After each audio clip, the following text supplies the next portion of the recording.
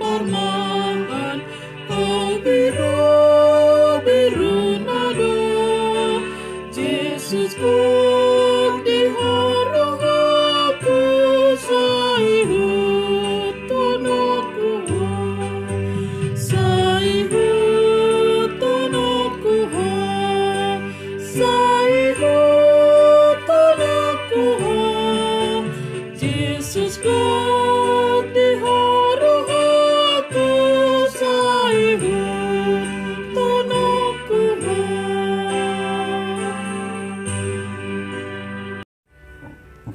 Kita berdoa. Kasih karunia dan damai sejahtera dari Allah Bapa dan dari anaknya Tuhan Yesus Kristus menyertai kamu sekalian. Amin. Firman Tuhan bagi kita hari ini tertulis dalam kitab Yohanes 1 ayat 29b. Lihatlah anak domba Allah yang menghapus dosa dunia. Demikianlah firman Tuhan.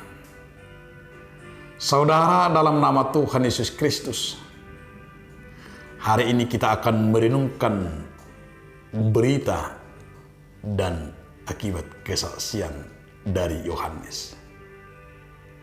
Berita Yohanes berpusat pada Yesus Kristus. Yesus diutus Allah. Yohanes memperkenalkan Yesus kepada publik sebagai anak domba Allah yang menghapus dosa dunia.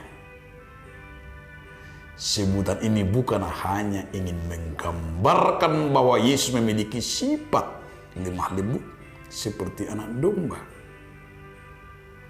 Tetapi lebih daripada itu, sebutan anak domba berarti Yesuslah korban bagi dosa manusia.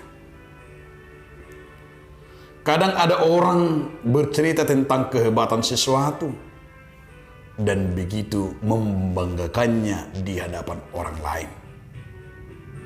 Padahal belum tentu cerita itu berdasarkan pengalaman langsung, melainkan juga karena membaca, karena mendengar, dan juga sumber-sumber yang lain.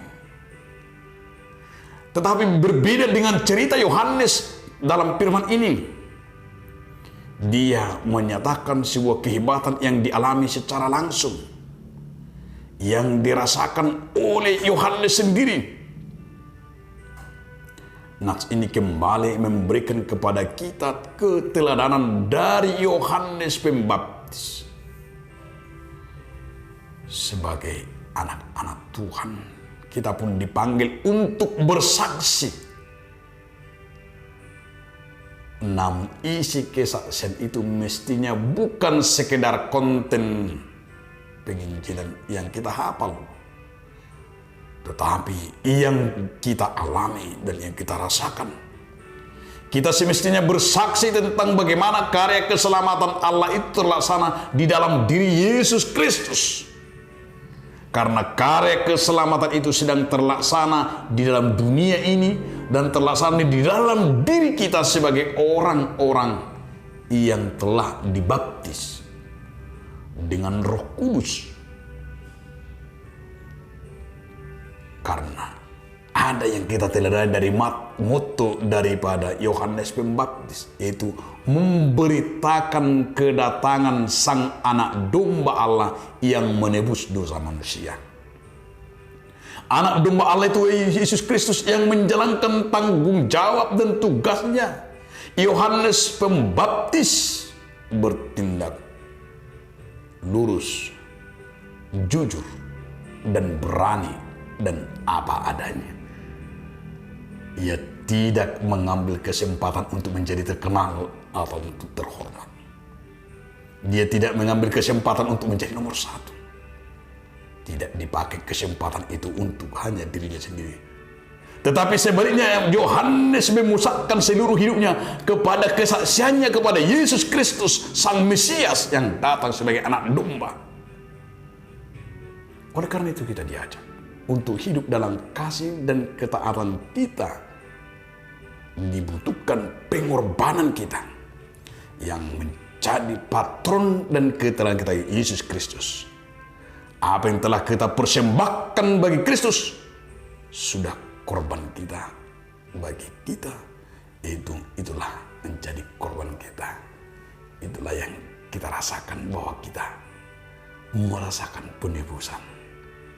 Kita merasakan pengampunan. Kita merasakan keselamatan. Amin.